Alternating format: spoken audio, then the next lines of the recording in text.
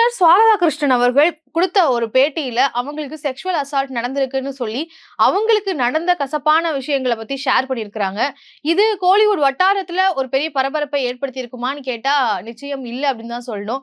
இது எப்பவுமே நடக்கிறது தானே. இது வந்து பழக்கப்பட்ட ஒரு விஷயமா அங்க மாறிட்டு இருக்கு அப்படின்னு தான் பார்க்கலாம். ஏன்னா ஒவ்வொரு பெண்களா வெளியில வந்து சொல்றதும், அது கொஞ்ச நாள்ல அப்படியே ஃபேட் அவுட் ஆகுறதும், இது வந்து ஒரு பழக்கப்பட்ட ஒரு விஷயமா மாறிட்டு இருக்கு. ஆனா மக்கள பொறுத்தவரைக்கும் எங்களுக்கு ஃபேவரட்டான ஒரு சிங்கர இந்த அளவுக்கு படுத்திருக்கீங்களா? பாருங்க இவங்க வந்து இப்படி சொல்லிட்டு இருக்கிறாங்க. எத்தன வாட்டி தான் இந்த மாதிரியான ஒரு சம்பவங்கள் நடக்கும்? எப்பதான் இது மாறும்? இன்னும் இது நடந்துட்டு இருக்கா? அப்ப வெளியில காமிக்கிற தோற்றங்கள் எல்லாம் பொய்யா? அப்படின்னு சொல்லி மக்கள் தான் இத கேள்வி எழுப்பிட்டு இருக்கிறாங்களே தவிர, பெரிய அளவுக்கு சினிமா வட்டாரத்துல இது ஒரு பரபரப்பை ஏற்படுத்தியிருக்கான்னு கேட்டீங்கன்னா, அப்படி எதுவும் வந்து தெரியல. இப்ப சுவாகதா கிருஷ்ணன் அவங்களுக்கு நடந்த துயர சம்பவத்த வந்து பகிர்ந்துக்கிறாங்க. அது மட்டும் இல்லாம அவங்க லீகலா ஆக்ஷன் எடுப்போம்னு சொல்றாங்க. இதன் மூலமாக ஆக்ஷன் எடுக்கிறது மூலமாக வேற எந்த பெண்களும் இந்த மாதிரியான ஒரு துன்புறுத்தலுக்கு ஆளாயிடக் கூடாது அப்படின்றதையும் அவங்க வந்து குறிப்பிட்டிருக்கிறாங்க. சோ என்ன நடந்திருக்கு அப்படின்னு அவங்க என்ன சொல்றாங்க? அவங்களுடைய தரப்புல இருந்து என்ன சொல்லியிருக்கிறாங்க அப்படின்றத விரிவா பார்ப்போம். இப்போ சுவாகதா கிருஷ்ணன் அவர்கள பொறுத்தவரைக்கும் பிக் பாஸ்ல மாயா கிருஷ்ணன் வந்திருந்தாங்க. மாயா கிருஷ்ணனினுடைய சகோதரி. பிக் பாஸ்ல அந்த ஃபேமிலி ரவுண்ட் வரும்போது கூட இவங்க உள்ள வந்திருந்தாங்க. சோ இவங்க பிக் பாஸ் மேடைக்கு முன்னாடியே பல பாடல்கள் மூலமாக இவங்களுடைய குரல் மக்கள் மத்தியில ரொம்பவே பிரபலமாக இருந்தது. அது மட்டும் இல்லாம இன்ஸ்டால அதே மாதிரி அவங்களுடைய சோசியல் மீடியா தளங்கள்ல போடுற வீடியோஸ் எல்லாமே வந்து மக்கள் மத்தியில ஒரு பிரபலமா இருக்கிறாங்க. எல்லாமே வைரல் ஆகி மக்கள் மத்தியில ஒரு பரிச்சயமான நபர். இவங்க 2 பேருமே அப்படித்தான். இந்த ஒரு இடத்துல மாயா கிருஷ்ணன் அவர்களையுமே அவங்க மென்ஷன் பண்றாங்க. அதாவது எனக்கு இந்த சம்பவம் துயரமான ஒரு நேரத்துல நான் ரொம்ப ட்ராமடைஸ்டா இருக்கும்போது, எனக்கு என்னுடைய சகோதரி தான் ஹெல்ப் பண்ணாங்க அப்படின்றதையும் அவங்க அந்த இடத்துல குறிப்பிடுறாங்க. சோ என்ன நடந்தது அப்படின்னு பார்க்கலாம். இப்போ சுவாகதா கிருஷ்ணன் அவர்கள் என்னென்ன படங்கள்ல அவங்க பாடல் பாடியிருக்கிறாங்க, என்னென்ன பாடல்கள் பாடியிருக்கிறாங்க அப்படின்ற அந்த விவரங்கள பார்ப்போம். காதல் கண்மணி அப்படின்னு பேச்சுலர் படத்துல இருந்து ஒரு பாடல் பாடியிருக்கிறாங்க. ஜி.வி. பிரகாஷ்குமார் தான் அதுல மியூசிக் டைரக்டர். டர்ட்டி பொண்டாட்டின்னு சொல்லி காற்றின் மொழி படத்துல வந்து பாடியிருக்கிறாங்க. அந்த பாடலினுடைய மியூசிக் டைரக்டர் வந்து ஏ.ஹெச். காஷிஃப். அதே மாரி ஏனோ பெண்ணே அப்படின்னு சொல்லி இஸ்பேட் ராஜாவும், இருதய ராணியும் அப்படின்ற அந்த படத்திலயும் வந்து பாடியிருக்கிறாங்க. அதுடைய மியூசிக் டைரக்டர் சாம் சி.எஸ். நீதானே என் தூவானம் அப்படின்னு சொல்லி லிசா படத்துல இருந்து சந்தோஷ் தயாநிதி அவர்களுடைய மியூசிக்ல பாடியிருக்கிறாங்க. வா கணக்கு அப்படின்ற பாடல மன்மத லீலை படத்துக்காக லோஃபி வெர்ஷனை வந்து பாடியிருக்கிறாங்க. அதே சமயம் தேன்மொழி அப்படின்ற பாடல காயல் படத்துல ஜஸ்டின் கெலானியாக்காக பாடியிருக்கிறாங்க. அப்படி பார்க்காதடி அப்படின்ற ஒரு பாடல ஜடா படத்துல சாம் சி.எஸ் அவர்களுக்காக பாடியிருக்கிறாங்க. இது மட்டும் இல்லாம இன்னும் நிறைய பாடல்கள் இவங்களுடைய குரல்ல வெளிவந்திருக்கு. சோ இந்த இடத்துல அவங்க என்ன சொல்றாங்கன்னா, இவங்க ஒரு ப்ராமினன்ட்டான மக்கள் மத்தியில ரொம்ப பிரபலமாக இருக்கக்கூடிய பல ஹிட் திரைப்படங்கள் குடுத்திருக்கக்கூடிய மியூசிக் டைரக்டரால் செக்சுவல் அசால்ட்டுக்கு உள்ளாயிருக்கிறேன் அப்படின்ற ஒரு பெரிய அலிகேஷன முன்வைக்கிறாங்க. அதுவும் இவங்க தொடர்ச்சியா நான் வந்து அவங்க கூட படங்கள் பண்ணியிருக்கேன். அவங்களுடைய வொர்க்ல நான் வந்து சேர்ந்து வொர்க் பண்ணியிருக்கேன் அப்படின்றதையும் மென்ஷன் பண்றாங்க. அவங்களுடைய பெயர மென்ஷன் பண்ணாமயே சொல்றதுனால மக்கள் யார் அந்த நபர்? யார் அந்த மியூசிக் டைரக்டர்ன்னு போய் தேட ஆரம்பிச்சு, எல்லாருமே ஒரு ஒரு கருத்துக்கள முன்வைக்கவும் ஆரம்பிச்சுட்டாங்க. இவங்க சொன்ன இன்டர்வியூவினுடைய ரியாக்ஷன் எந்த மியூசிக் டைரக்டர் அப்படின்ற அந்த ஒரு தேடலுக்கு கொண்டு போய் விட்டுருக்குன்னு சொல்லலாம். அந்த மியூசிக் டைரக்டர் அவங்க வொர்க் பண்ணக்கூடிய அந்த ஆடியோ ப்ரூஃபா இருக்கக்கூடிய அந்த ஸ்டுடியோல வச்சு தான் பெண்கள ஹராஸ் பண்றாரு அப்படின்ற குற்றச்சாட்ட வைக்கிறாங்க.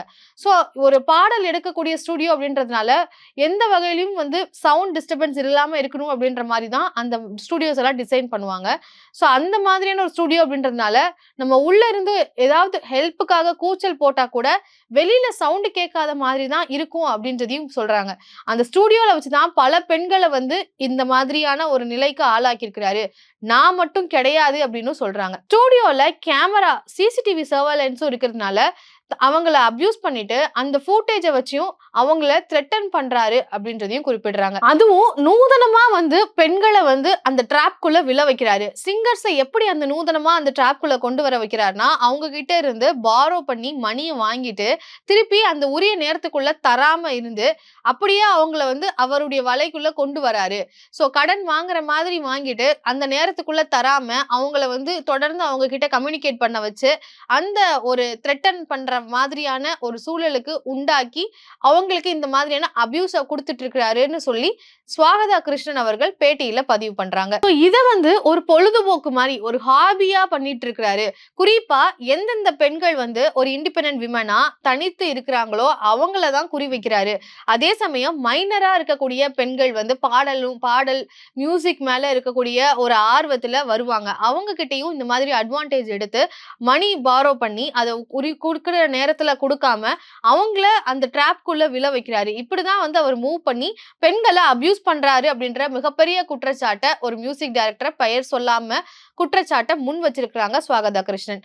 அது மட்டும் இல்லாம நான் இந்த ஒரு மென்டலா வந்து இந்த ஒரு சம்பவத்துக்கு அப்புறமா பெரிய அளவுல ட்ராமடைஸ்ட் ஆயிட்டேன் அப்படின்னு சொல்றாங்க. அவங்களோட ஸ்கின்ன வந்து அவங்களுக்கே வந்து வெறுக்கிற வகையில அந்த இடம் எங்கெல்லாம் அவங்களுக்கு அபியூஸ் நடந்ததோ அது இல்லாம இருக்கணும் அப்படின்ற அளவுக்கு கூட அவ்வளவு அருவருப்பா இருந்தது அப்படின்றதையும் பதிவு பண்றாங்க. சோ இதுக்காகவே வந்து அவங்க ஸ்கின் ட்ரீட்மெண்ட்ஸ் எல்லாம் எடுத்து அந்த மாதிரி ஸ்கின் தெராபிஸ் எல்லாம் வந்து எடுக்க ஆரம்பிச்சேன் அப்படின்னு சொல்றாங்க.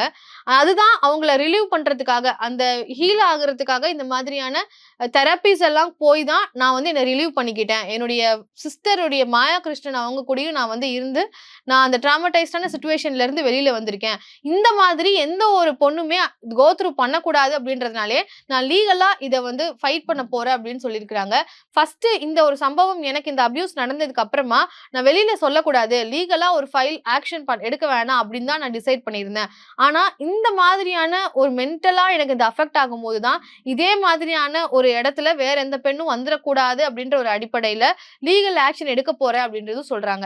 அது மட்டும் இல்லாம அந்த மியூசிக் கம்போசரினுடைய மனைவியும் உடந்தையா இருக்கிறாங்க அப்படின்னு சொல்றாங்க.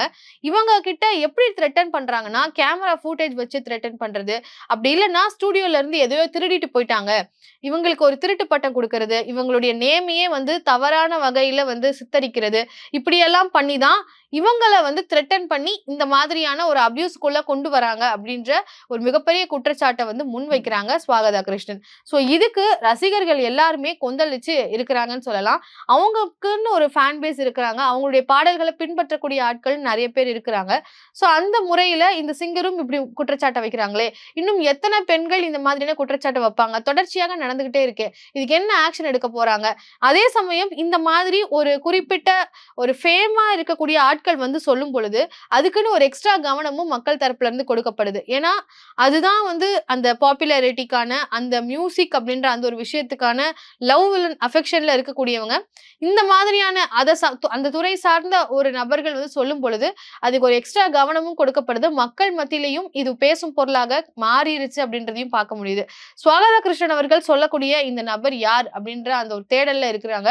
பெரும்பான்மையான நபர்கள் ஒரு இசையமைப்பாளர் தான் வந்து குறிப்பிட்டு இருக்கிறாங்க. அது மட்டும் இல்லாம இங்க லீகல் ஆக்ஷன் எடுக்கிறதுனால பல ரசிகர்கள் வந்து உங்க கூட நாங்க இருப்போம், உங்களுக்கு நாங்க சப்போர்ட் பண்றோம் அப்படின்ற மாதிரி எல்லாம் எக்ஸலத்துல பதிவு பண்ணிட்டு இருக்கிறாங்க. சிம்மை அவர்கள் வந்து சொல்லியிருந்தாங்க. இப்போ ஸ்வாகதா கிருஷ்ணன் அவர்களும் வந்து சொல்லிட்டு இருக்கிறாங்க. இதுக்காவது என்ன மாதிரியான நடவடிக்கைகள் எடுக்கப்பட போகுது, அடுத்த கட்ட நகர்வுகள் என்னவா இருக்க போகுது அப்படின்றதெல்லாம் பொறுத்திருந்து பார்க்கலாம்.